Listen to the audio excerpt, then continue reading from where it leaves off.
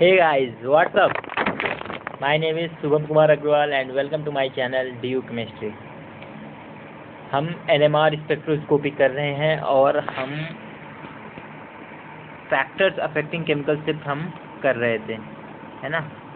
Factors affecting chemical shift जिसमें हमने almost सब कर लिया था। 2 पॉइंट्स रह गए थे। एक रह गया था स्टेरिक इफेक्ट, दूसरा रह गया था हाइड्रोजन बॉन्डिंग। तो चलिए आज हम इन दो दो ही रह गए थे। हम चलिए आज इन दोनों टॉपिक्स को ख़त्म करके हम फैक्टर्स वाला ये जो टॉपिक है इसको हम पूरे तरीके से ख़त्म करते हैं, ठीक है। और रही बात चैनल की, तो अगर आपने अब तक सब्सक्राइब नहीं करा है तो सब्सक्राइब कर दीजिए, लाइक कर दीजिए और फ्रेंड्स के साथ शेयर कर दीजिए। चलिए स्टार्ट करते हैं। तो हम स्टेरिक इफेक्ट करेंगे। सबसे पहला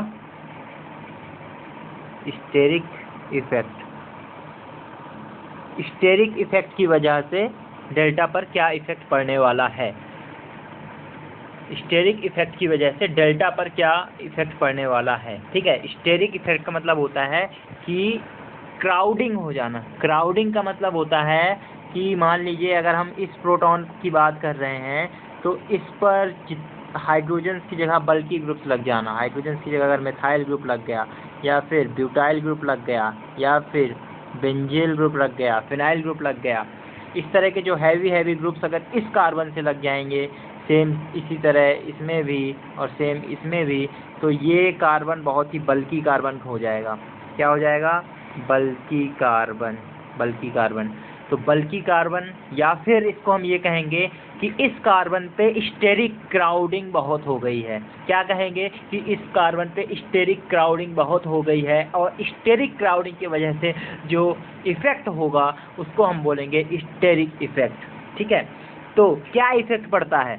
इफेक्ट पड़ता है अगर हम प्रोटॉन का एनएमआर ले रहे हैं और उस प्रोटॉन से जुड़ा हुआ कार्बन अगर स्टेरिक फैक्टर उस पर डोमिनेट कर रहा है, मतलब कई सारे ऐसे ग्रुप्स हैं जो उसको स्टेरिकली हिंडर कर रहे हैं। स्टेरिकली मतलब परेशान कर रहे हैं, तो डेल्टा जो है तो इंक्रीज हो जाता है।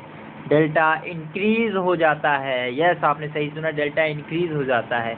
इसको आप इस तरीके से और समझ सकते हैं कि मान लीजिए ये कार्बन है, इससे एक कार्बन जुड़ा है, इससे 2 कार्बन जुड़े हैं, एक हाइड्रोजन जुड़ा है और एक ये हाइड्रोजन जुड़ा है। आप इस प्रोटॉन का एनएमआर ले रहे हैं, ठीक है।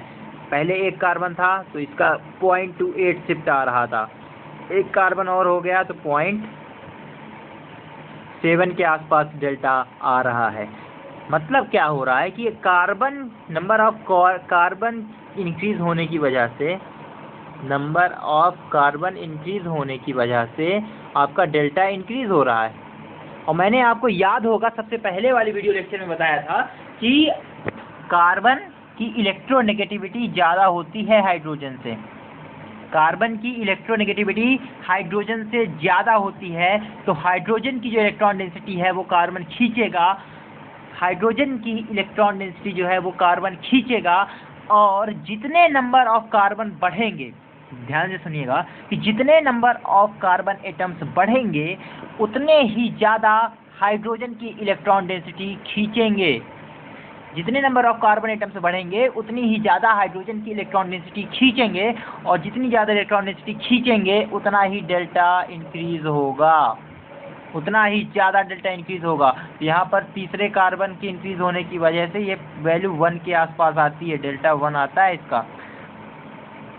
और अगर आप इस हाइड्रोजन को भी हटाकर अगर आप एक कार्बन लगा देते हैं तो डेल्टा मोर देन 1 आएगा। ये सिर्फ इसी वजह से हो रहा है कि कार्बन की इलेक्ट्रोनेगेटिविटी हाइड्रोजन से ज़्यादा होगी और ये हाइड्रोजन की इलेक्ट्रॉन डेंसिटी को अपनी तरफ खींचेगा, इस वजह से डेल्टा इंक्रीज हो जाएगा, ठीक है। या फिर इसको आप स्टेरिक इफेक्ट की वजह से समझ लीजिए कि स्टेरिक क्राउडिंग की वजह से डेल्टा इंक्रीज होता है। ठीक है। तो जैसे भी आपको इजी पड़े आप समझ सकते हैं। ठीक है, चलिए अब हम नेक्स्ट इफेक्ट देखते हैं। नेक्स्ट इफेक्ट है हमारा hydrogen bond. Hydrogen bond, hydrogen bond form होने की वजह से आपके डेल्टा पर क्या इफेक्ट पड़ता है। मान लीजिए कोई भी आपका सोल्यूशन है, मान लीजिए अल्कोहल का सोल्यूशन है, अल्कोहल का सोल्यूशन है और उसमें हाइड्रोजन बॉन्डिंग हो रही है, उसमें आपकी हाइड्रोजन बॉन्डिंग हो रही है, ठीक है। ये मैं आपका अल्कोहल बना रहा हूँ, ये हाइड्रोजन बॉन्डिंग हो रही है इनमें,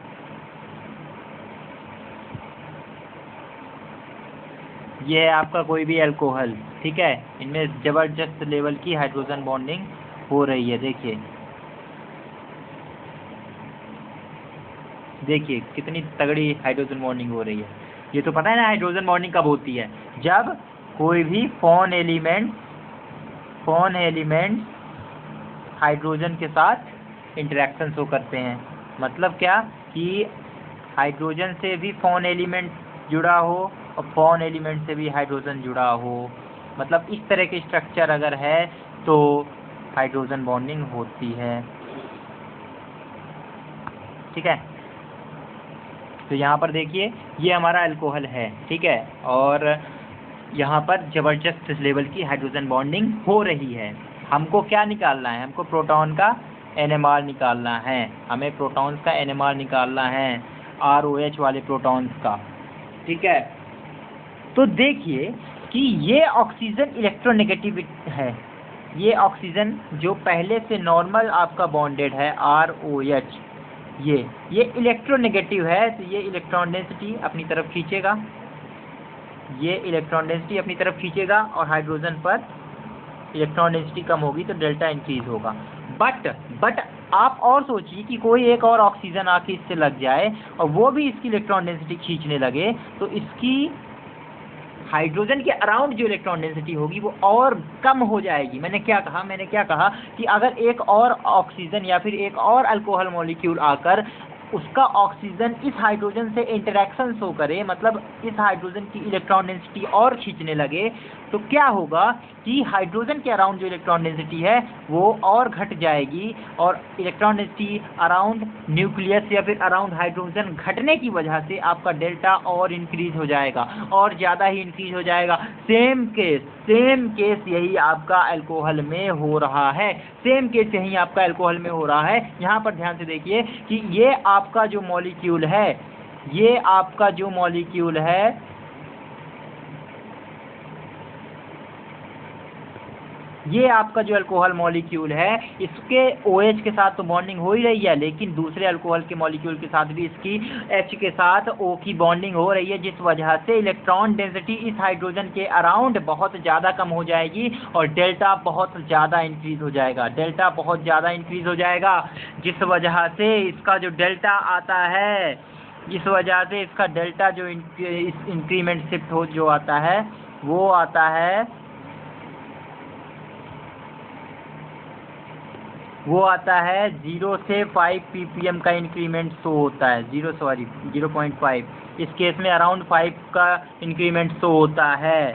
मतलब कुछ ऐसे भी केसेस होते हैं जहाँ पर इतनी स्ट्रॉन्ग हाइड्रोजन बॉन्डिंग नहीं होती है, बट आपकी इस केस में जितनी स्ट्रॉन्ग बॉन्डिंग है उसमें करीब 5 ppm का डेल्टा में प्लस इजाफा होता है, डेल्टा में इतनी वैल्यू बढ़ जाती है ना, डेल्टा में इतनी वैल्यू बढ़ जाती है, ठीक है। तो करीब आपका 5 ppm के अराउंड डेल्टा इंक्रीज आ सकता है, ठीक है। एक बात और आपको मज़े की बताऊं, सुनिए, हम कैसे पता लगाएंगे कि कोई भी हमारे पास सोल्यूशन है उसमें हाइड्रोजन बॉन्डिंग हो रही है या नहीं हो रही है ना। एक्सपेरिमेंटली हमें पता तो है, हम थ्योरेटिकली पता है कि अगर अल्कोहल है फोन एलिमेंट्स के साथ जुड़ा हुआ है तो हाइड्रोजन बॉन्डिंग होगी, बट अगर हमको अननोन सोल्यूशन दे दिया गया है, इसमें तुमसे किसी प्रोफेसर ने बोल दिया कि इसमें आप पता लगाओ कि हाइड्रोजन बॉन्डिंग हो रही है या नहीं हो रही है, तो आप क्या करोगे, एक्सपेरिमेंटली क्या करोगे, आप जाओगे सीधे लैब में जाओ और उस जो आपको सोल्यूशन दिया गया है उससे आप सीधे हीट कर दो और उसका NMR ले लो, मतलब उसमें डेल्टा प्रोटॉन का कुछ आएगा, 3 आ गया। ठीक है, अब उसी आपका जो सैंपल है उसे नॉर्मल सैंपल का जाओ आप और NMR ले लो। डेल्टा इसका क्या आएगा, इसका डेल्टा करीब अगर उसका 3 आ रहा था तो इसका अप्रॉक्स 5 आएगा। और क्या करो, जाओ इसे आइस में रख दो, ठंडा होने के लिए रख दो, आइस में ठंडा होने के लिए रख दो और इसका NMR निकालो। डेल्टा हाइड्रोजन का जो आएगा वो करीब 7 के अराउंड आएगा। मतलब ये मैं करेक्ट डाटा नहीं बता रहा हूँ, ये अप्रॉक्स मतलब इतना वेरिएशन शो होगा। तो मैंने क्या किया, मैंने एक्सपेरिमेंटली हमें ये निकालना था कि किसी भी हमारे जो सैंपल जो हमें दिया गया है उसमें हाइड्रोजन बॉन्डिंग हो रही है या नहीं हो रही है। तो हमने क्या किया, उसे पहले नॉर्मल आपने थोड़ा सा हीटिंग करी, हीटिंग करने के बाद NMR निकाल लिया, उसका NMR 3 आया। ठीक है, और इसके बाद हमने नॉर्मल टेम्परेचर पे उसका NMR लिया तो उसका हमको 5 आया। इसके बाद हमने उसे ठंडा किया, आइस में रख के और ठंडा कर दिया, ठंडा करने की वजह से उसका जो डेल्टा आया वो 7 आया। तो इससे हमें पता चल जाएगा, इन 3 डाटा से हमें ये पता लग गया कि इसमें हाइड्रोजन बॉन्डिंग हो रही है। अब कैसे, देखिए कैसे,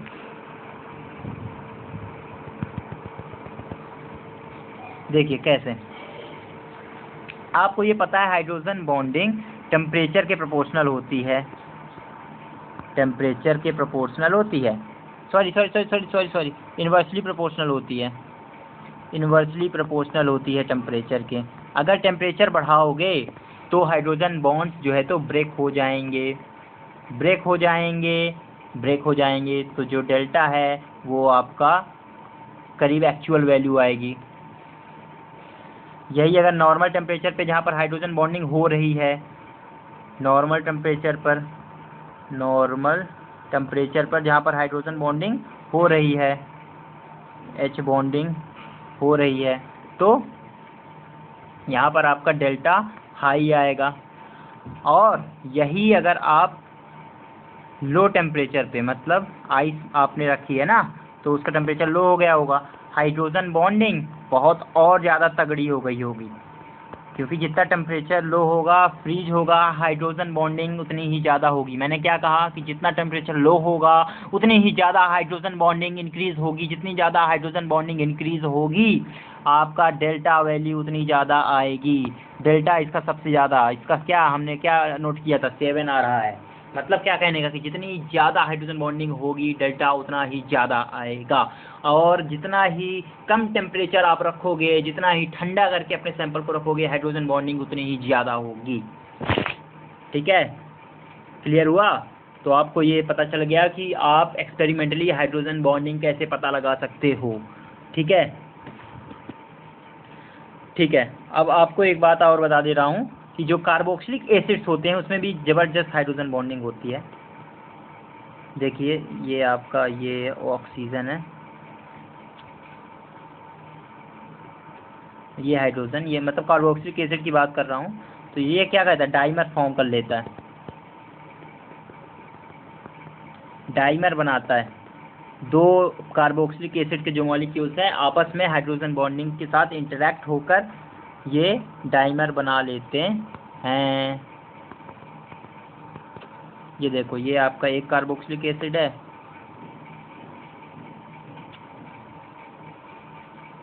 ये आपका एक कार्बोक्सिलिक एसिड है, ये आपका दूसरा कार्बोक्सिलिक एसिड है। 2 कार्बोक्सिलिक एसिड आपस में मिलकर हाइड्रोजन बॉन्डिंग करके एक डाइमर बना रहे हैं। तो आपको देखने वाली बात क्या है कि ये देखिए, ये देखिए हाइड्रोजन बॉन्डिंग, ये देखिए हाइड्रोजन बॉन्डिंग। तो इसमें इस जो प्रोटॉन की जो वैल्यू आती है NMR में, इस प्रोटॉन की जो वैल्यू आती है वो करीब 10 से 12 के बीच में आती है। सोचिए इतनी ज़्यादा वैल्यू आती है, 10 to 12 ppm। इस प्रोटॉन की भी इतनी ही आती है।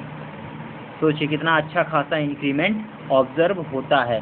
एक और केस आपको लेकर बता दे रहा हूँ, आर्थो सैलिसाइलिक एसिड आपने सबने पढ़ रखा होगा।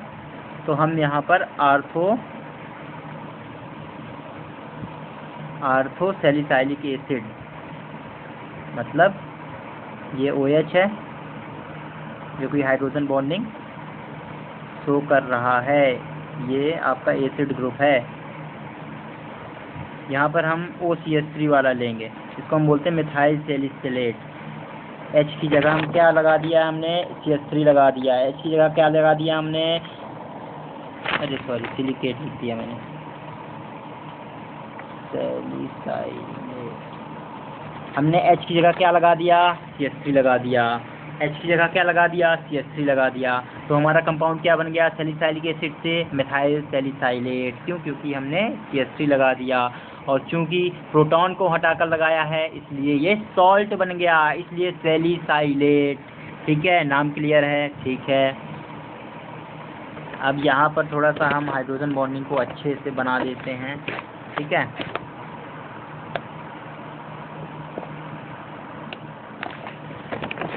और इसको हाईलाइट कर देते हैं। इस हाइड्रोजन बॉन्डिंग की वजह से, इस हाइड्रोजन बॉन्डिंग की वजह से जो डेल्टा आता है वो आता है आपका 14 ppm। 14 ppm ये हाइड्रोजन बॉन्डिंग की वजह से है, नहीं तो ये ज़्यादा से ज़्यादा 5, 6, 7 से ज़्यादा नहीं आनी चाहिए। समझ रहे हैं ना। तो ये आपका रहा मिथाइल सैलिसाइलेट में हमने देख लिया। अब होप मैंने कि आपके सारे फैक्टर्स कंप्लीट कर लिए हैं, कवर अप कर लिए हैं, और आपने भी सारा कुछ सब कुछ अच्छे से समझा हुआ है। ठीक है, तो अब हम नेक्स्ट वीडियो में हम करेंगे केमिकल और मैग्नेटिक इक्विवेलेंस। ठीक है, मतलब क्या, हम करने वाले हैं जे कपलिंग। हम क्या करने वाले हैं, जे कपलिंग नेक्स्ट वीडियो में। तो बिल्कुल भी मिस ना करें और बेल आइकन दबा दें जिससे नेक्स्ट वीडियो का अपडेट आपको तुरंत मिल जाए, क्योंकि जे कपलिंग बहुत ही इम्पोर्टेंट टॉपिक होने वाला है। ठीक है, तो तब तक के लिए बाय बाय, और वीडियो को लाइक करें, सब्सक्राइब करें और शेयर करें। Thank you so much.